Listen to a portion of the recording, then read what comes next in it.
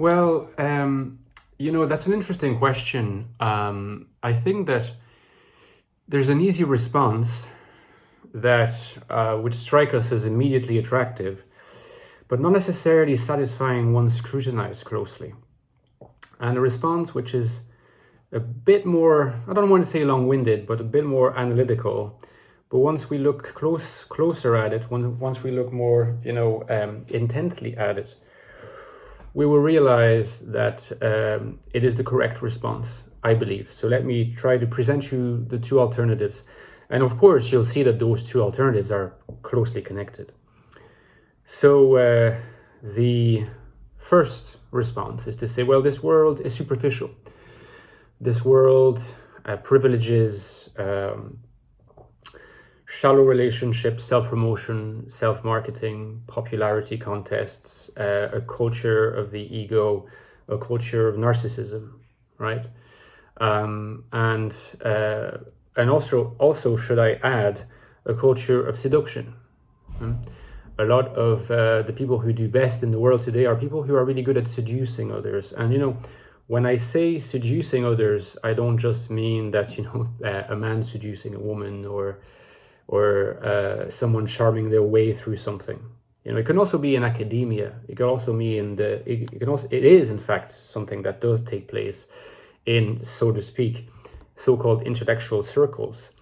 There is a certain sense in which the people who do best, even in those areas, are the people who can sell themselves. Some people might argue, I've heard this said about me before, that I sell myself well, not to these two babies, for an INFJ. And so I think the implicit question was always, does that mean that I'm an unusual INFJ? Does that mean that I'm not an INFJ, but something different? So self-promotion, knowing how to sell yourself, which is ultimately a matter of seduction. Gilles Deleuze himself, the philosopher, said culture with a capital C nowadays, when people use the word cultural, it's often a matter of seduction.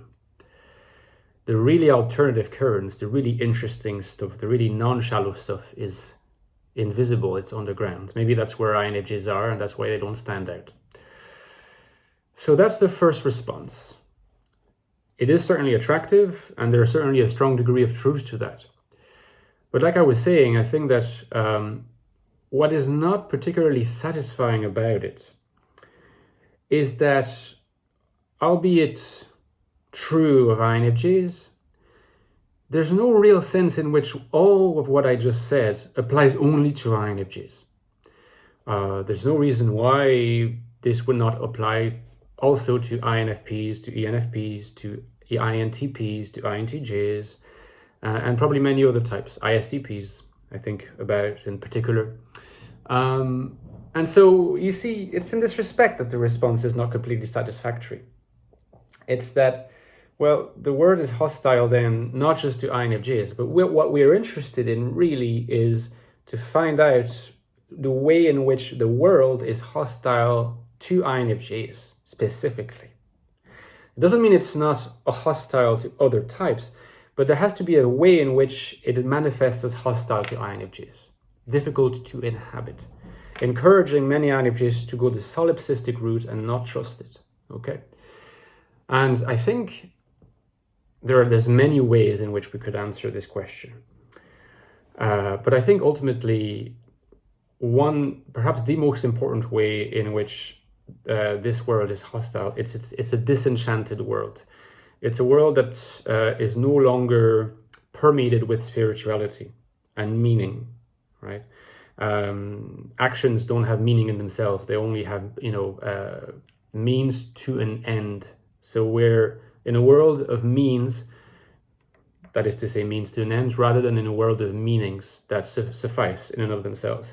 In The Infinite Soul, which is my latest book on the INFJ, on how to lead an INFJ life that is fulfilling, rich, fruitful, and purposeful and meaningful in the world today. You can get the book at the link below. I talk about a desacralization of the world, the meaning of the word sacred. Often, it's really interesting that people, when we hear the word sacred, we think of the word sacred immediately as being akin to something religious, right? It's not false that there's a strong connection between the sacred and the religious, but the fact that we automatically associate the sacred with the religious is also symptomatic of our era. Because our era is an era in which everything is specialized, has its specialized, dedicated means and definition. In a world where everything is meaningful, like previous epochs, where I think the status of the INFJ personality was much higher in the minds of people. You know, you could be a prophet without being ridiculous, for example. You don't automatically think, well, okay, so this is about the sacred, so it has to be about going to the church or the mosque or whatever. No, you don't even think of creating that link, because the sacred permeates your life. You don't even have to think it. It just is there. It's part of our being. Once that situation historically has changed, the sacred is torn off its naturalness for us and becomes one of the particular areas that we may or may not invest our time in. That's very typical of the atomization, the segregation, the hyper-disciplinarization, and individualism of the modern world. So the sacred is really what INFJ thrives in, and that's because that's what an I plugs into. The irony, which is both humorous, maybe you could say from a certain point of view, tragic from another point of view, is that, well, the world has changed. It took some time to change. It took a few centuries for it to be desacralized, disenchanted, in the words of Max Weber.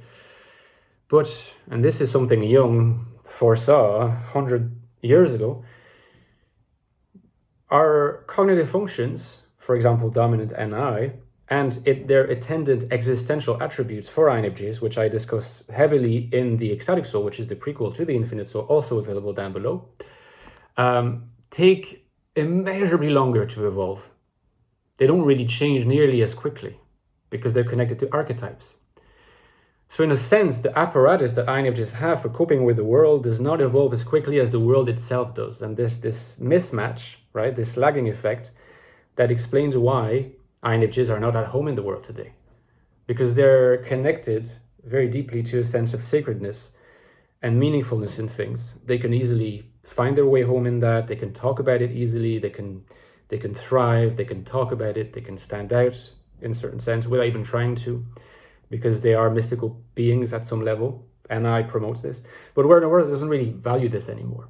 And so the question of how to manage this is very important. But before I explore this in more detail, because, you know, the ways to negotiate this are very important if we want to lead those rich, meaningful lives, I want to talk a little bit about the concept of speed, which is probably something I'll talk about in my next video. Okay, guys, so I will see you then. Thank you for listening. Don't forget that what keeps my channel going as well is Patreon donations. Thank you so much to my supporters. You know, if you're a supporter, you get thanked in the acknowledgement sections of all my books. It helps me so much. The link is below. See you soon.